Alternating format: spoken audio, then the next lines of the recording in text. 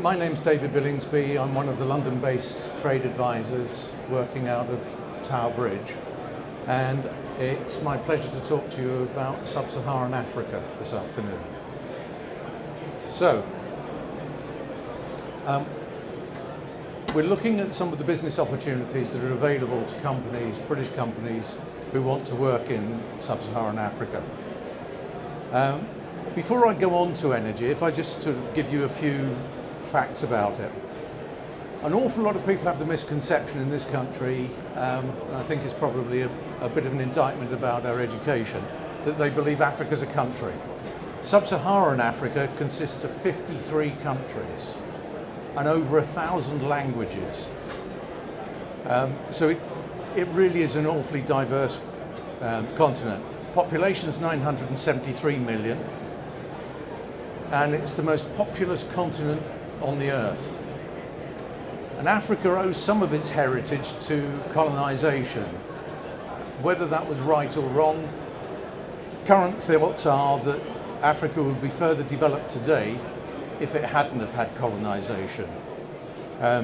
Decolonization started just after the Second World War and should have happened long before that. Britain's still fairly well regarded throughout Africa, and its legacies to those countries that it did have influence on are to be seen in the banking and legal professions. And Africa still has a very good regard for British products. Made in Britain still means an awful lot there. But to be successful in Africa, it really has to be win-win. It has to be beneficial to both parties. It's not an opportunity for companies to go to Africa, sell a product, thank you very much, take the profit and run. That's being done by other countries, but it's not what we should be doing. It should be mutual benefit. And areas that we can look at briefly this afternoon where both large and small companies in this country can assist Africa and have a good business relationship and a good profit are in some of the areas I'm going to touch on. And the first one is energy. It's widely recognized that Africa has an energy shortage, particularly in electricity. Electricity generation is not where it should be. Most capital cities don't even have city power. They'll have regional power based on blocks. The opportunities for British companies lie within the areas of solar. Solar power was introduced into Kampala for the last Commonwealth meeting and was well used and well received. Hydroelectricity generation, the Chinese are doing a lot throughout Africa at the moment in building hydroelectric dams, but big projects like hydroelectric still can mean things to small and medium-sized companies, because the large projects need suppliers. They need suppliers, nuts, bolts, paints, transport, everything from the ground upwards. So the fact that somebody is conducting a large project somewhere in Africa doesn't mean that SMEs can't be involved. And I'll tell you how to get involved in that a little later on. Biomass is also particularly important as an energy generator. Like most intelligent countries, the African countries today are looking at reducing their dependency on oil and gas for their own personal consumption. I can give you an example where biomass was used with solar and wind power in South Africa. Mercedes-Benz couldn't generate enough electricity to operate the plant that produced engine blocks for trucks. A British company designed the system that used both biomass, solar and wind power, and Mercedes-Benz are now not only operating the smelting plant off that, but when the smelters aren't working, they're driving other parts of the plant as well. So British companies had a very big involvement in that. Oil and gas. Oil has been found in the Rift Valley region, and if you follow the line down from Ethiopia, I'm sure it's going to be there all the way down from Ethiopia. But its newest finds have been in Uganda and Kenya. Tullow is a major explorer in that area, but Tullow needs supplies. They need things to support them in their endeavours. Transport. as I said, steel, fabricators, fabrication. And it's the same for gas. Ghana, Nigeria have oil. They will almost certainly have gas as well. But energy is a sector where there are big opportunities for British companies. Agriculture is hugely important. Part of the breadbasket for Africa disappeared from Zimbabwe, and the other countries on the African continent have got to now improve their output of product. The way that British business can assist that is in things like irrigation. There are companies here that produce irrigation systems that will manage the water, will deliver the water to wherever it's needed. But irrigation engineers are also going out to train people throughout Africa. Equipment. I'm talking about big equipment like tractors, but not the big tractors that we use here in Europe, but the ones that can be used and won't provide issues because they're overly complex. European tractors are just about as complex now as European motor cars, and they are not right for the African market. And one of the biggest demands is for walk-behind tractors currently in Africa. Rotavators also, because they can be used on smaller plots where there is cooperative farming and it's community farming. Africa is organising itself now into, with the help from the UN, into farming cooperatives, and they are producing some very high quality produce from co-ops. And these are the people that need this irrigation help, the tractors and so on. But also, part of that is transport. Prior to working for UKTI, I worked for a company that supplied vehicles to NGOs and the UN.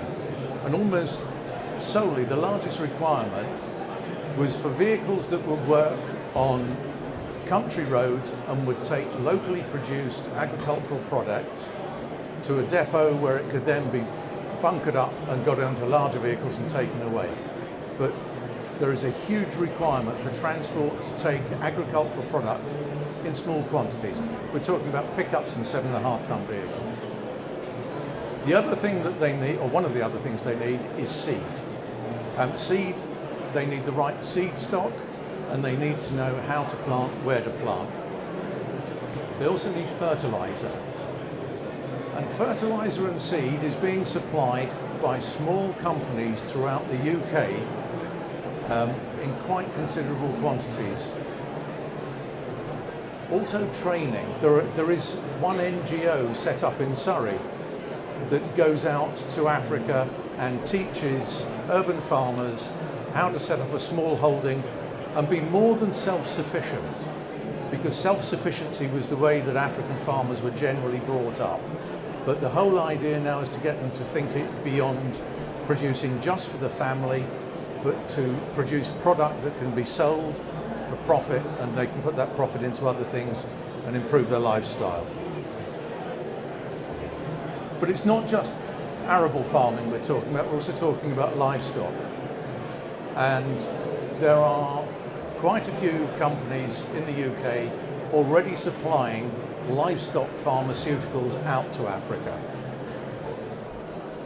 They're needed. They have a lot of complaints that we don't see here for livestock, particularly on cattle, that need addressing. So the pharmaceuticals is particularly important, and the veterinary skills that go with it. There are NGOs that specialise in those things, but it needs more effort. The equipment that they need,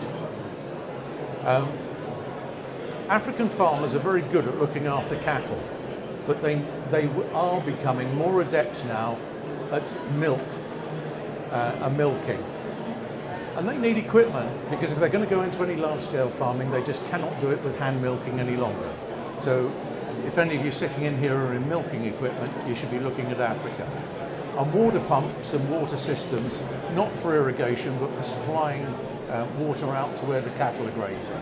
It's really needed. And water pumps, solar-operated water pumps, or even hand operated. Sorely needed. Africa needs a lot of IT equipment. Doesn't matter where you go, in the schools, the children need to be taught, as is being taught here, the basics of using IT. There's a company in East London called Bell ICT who already have contracts in Uganda with the educational authorities. They're not a large company, but they saw the opportunity and addressed it.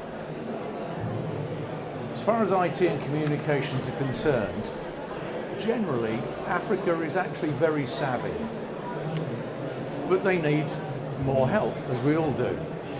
That help and assistance can be in hardware. So hardware is a big thing. If it's recycled hardware, that does not matter, because they need every bit of IT equipment that they can get their hands on. Doesn't matter if it's Nigeria, Ghana, Tanzania or South Africa even. Software, we have great software houses in this country, and software is an area where we can lend expertise and get African companies training. I mentioned Tullow earlier. Tullow are setting up their own IT department in Nairobi, and there is a huge requirement for people to be trained. Cell phones. We've all got one. If you go to pretty much any African country today, you'll see people with not one, but 2 and possibly 3 cell phones. Because of the power shortages that they get in Africa, generally, it is not unusual for a cell phone network to go down. And so people just pick out the alternative cell phone and move on. But they're getting wise. They're getting wise to not having to buy knockoff versions from the Far East of telephones. They would rather buy a decent used telephone that's been used here in Europe and has gone through contract period and has been traded in. There is one company that's based in London that last year did a £40 million turnover on cell phones and hardware to Africa alone. That's the entire continent. There is a phenomenal market there and they need it. But they also need training in the repairs of IT equipment and cellular equipment. If any of you are here, are in that particular market, please talk to me afterwards. Sound like a school teacher, don't I? The health industry. The health industry, I was surprised. Last year I had to use it in East Africa. I had to go to hospital. And I was absolutely astounded at the level of treatment that I received. I had blood test results in an hour and a half, which I'd be lucky if it was a week and a half where I live. They are very sophisticated hospitals, but they all need equipment. They need stretchers, beds, resuscitation equipment, monitoring equipment, linen, all the disposable bits and pieces that hospitals use are needed, and they have to buy it from somewhere, and they could just as well be buying it from British companies as they can be from countries elsewhere. Water purification systems are sorely needed. One of the biggest causes of child death, infant mortality, is dirty water. It doesn't have to be the case. Water purification systems are available for as little as $10. They need them. If any of you are in that market, please look at Africa. It needs it. Water pumps. If you're in water pumps or anything similar to that, it is also needed. It's needed on a regular basis because it brings clean water to villages. It provides water for agriculture. It provides water for animals. It just improves the health situation no end in the rural communities. And ambulances are on there. In the company that I work for, we used to provide about 6 ambulances a year to Africa. They don't have to be European style ambulances because that's not what they need. Ambulances in Africa provide more of a rural health coverage. It will be an ambulance that's got basic equipment, a doctor and a nurse, and can do basic health screening. But they need to buy them from somewhere. It doesn't have to be Germany, France, Italy, Spain, China, or anywhere else. It could be from here. So if you're in that market, please do consider Africa. I'll just touch slightly. People mention to me, what about getting paid? Is it the same as here? No, it's not. But if you factor it in, people will always be upfront and they'll tell you, we take 6 months to pay you. All right, build it in. But there's no reason why you should walk away from the business. Everybody's familiar with an LC or a standby LC. So do business. You can build it in. They are flexible, they will negotiate with you, and there is no reason why payment should be an issue.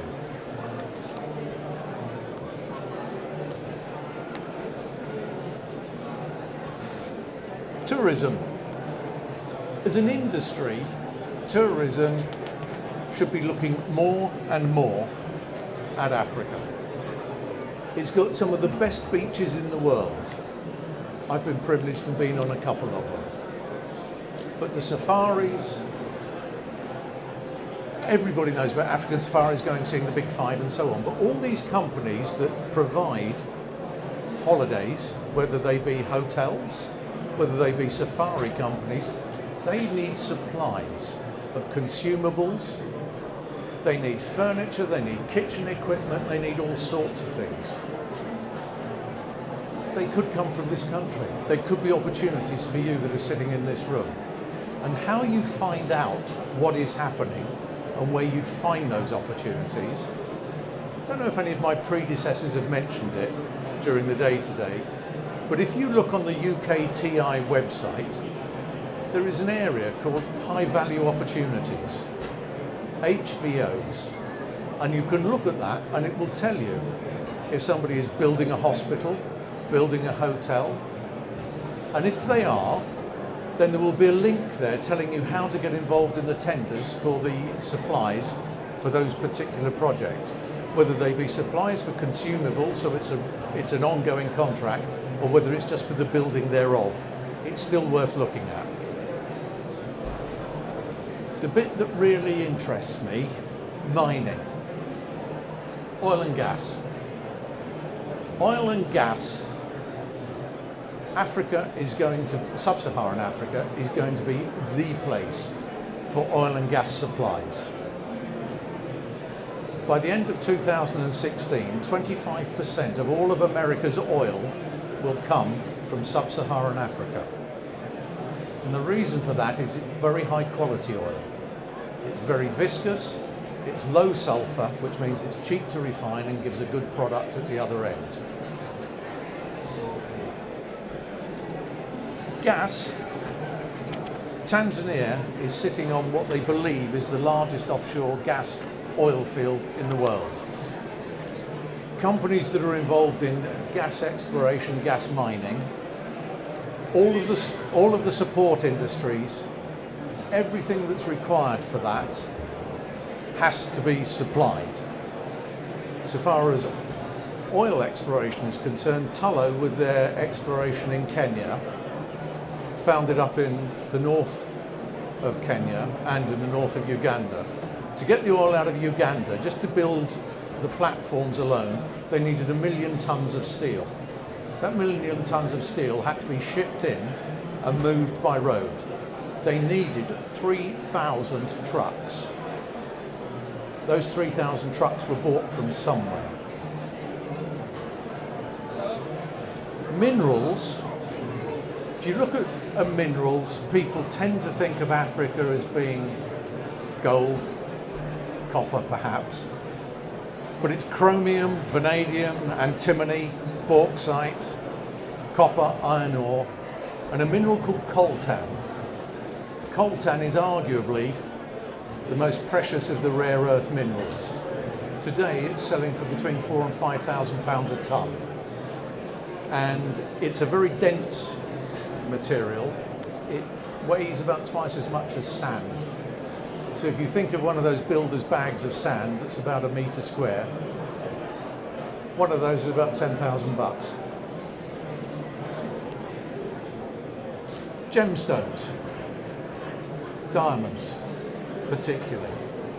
49% of the world's diamond comes from Sub-Saharan Africa. And they aren't going to last forever. But there is an awful lot of mining happening in Africa. If you're in support with vehicles, plant, equipment, mining staff, safety staff, health, it's all needed in the mining industry. If you have any involvement in that area, then I really would ask you to seriously look at Africa as an opportunity. I'm just going to touch on manufacturing, and you'll have to forgive me and bear with me. When I got here today and put my USB stick in, this wonderful thing that stores all this information, it was empty. Horrible moment where I felt very ill, and one of my colleagues very kindly typed this in about 15 minutes, about 18 minutes before I was due on. I want to talk to you about manufacturing. Africa is, in my opinion, a powerhouse waiting to happen. Africa has been exporting and has been looking to other markets like Brazil, Russia, India, China, and so on. But it really is going to be, I believe, and so do several people much cleverer than me, that it's going to be the next powerhouse. It has labour in abundance. Fairly skillful labour. If you go across Africa and you look, people are very adept at working with hand tools. They're really pretty skilled. Major companies are already manufacturing there. Mercedes-Benz, Honda and Ford are all in Africa. The Chinese are producing cars in Africa right now in Ethiopia. One of the biggest beer companies in the world, SAB-Miller, which is a British company, is brewing beer in Africa and produces arguably two of the best beers in the world, Tusker and Nile beer. There's clothing that is being produced in Africa now, Ghana, Nigeria, Southern Africa. There's food and foodstuffs and drinks. When you think of the exotic fruits that we all take for granted today, particularly mangoes and mango pulp and mango drinks, huge amount of it's coming from Africa. Sporting goods. This was a little one that came to me in the middle of the night.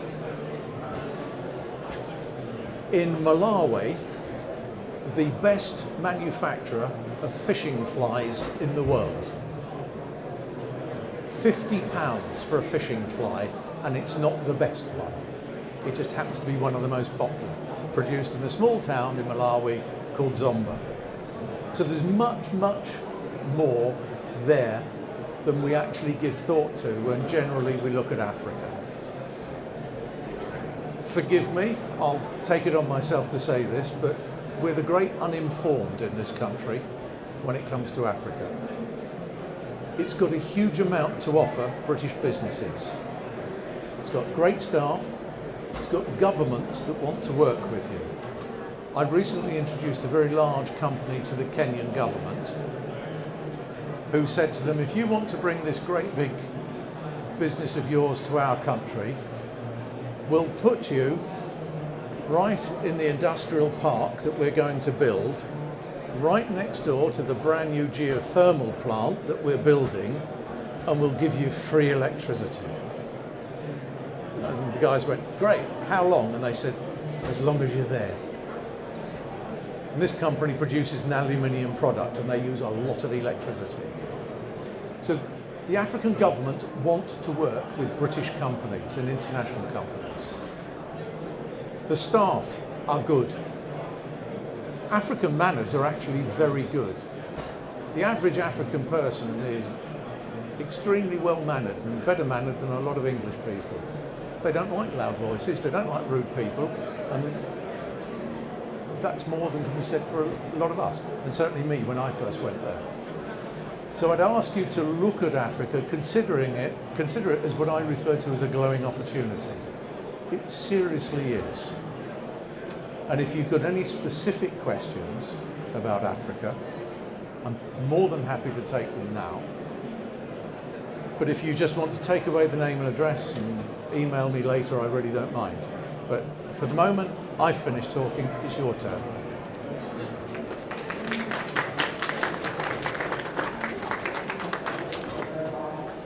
Yes, sir.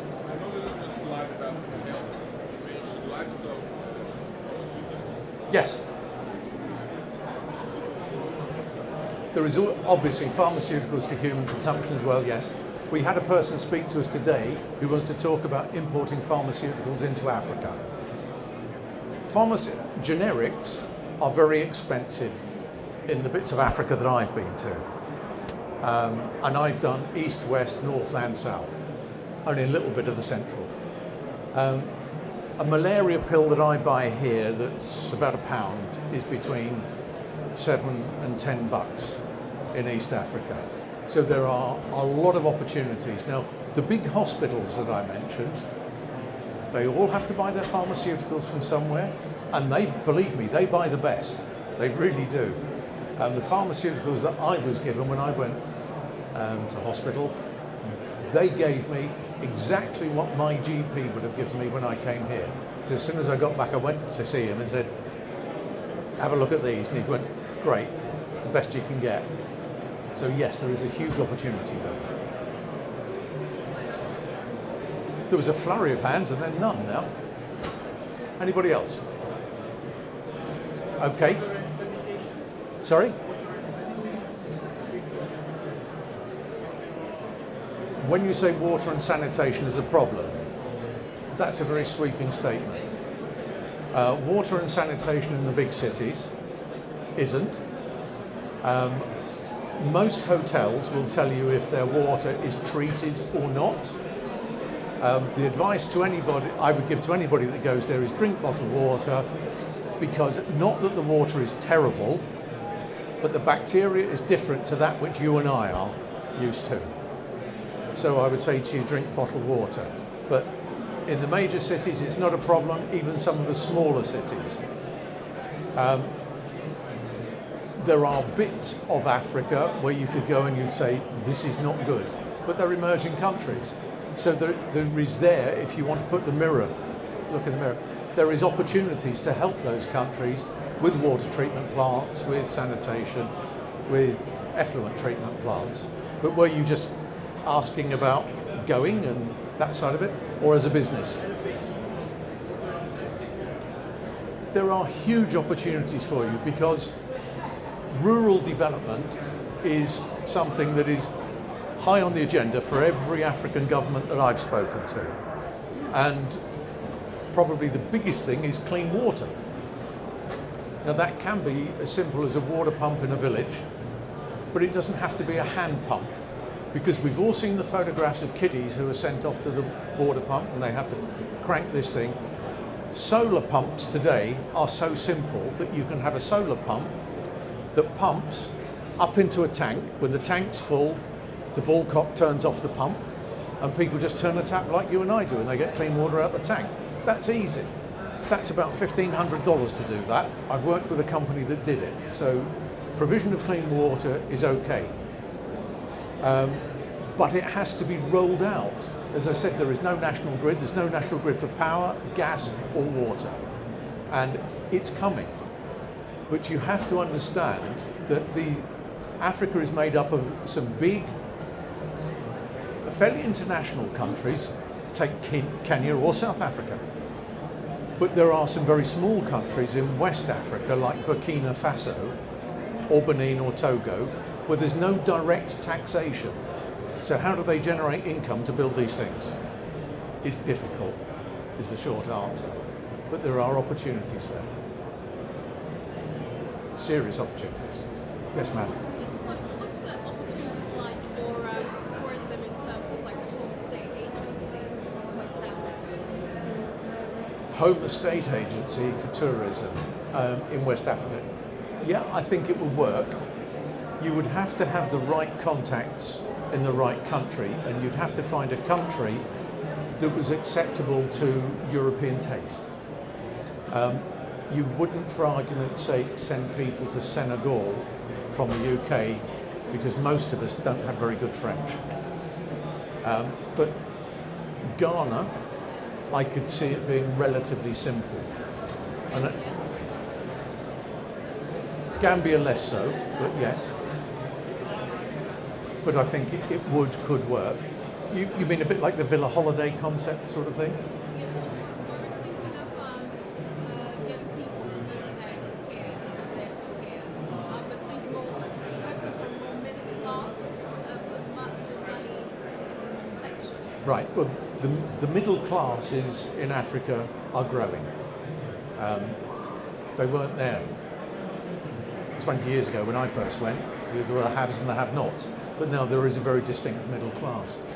And yeah, I think it could have wings, but I think that you'd need to talk to people in the countries that you're targeting in West Africa, and perhaps do that through UKTI staff in post, in the embassies or consulates. But if you need assistance with contacting them, then I can help you. That's what we do, help. Is that it? Wonderful. Thank you very much indeed. I don't know who's going to come and entertain you next, but thank you for listening. And please do think of Africa as a glowing opportunity and the next place to look at.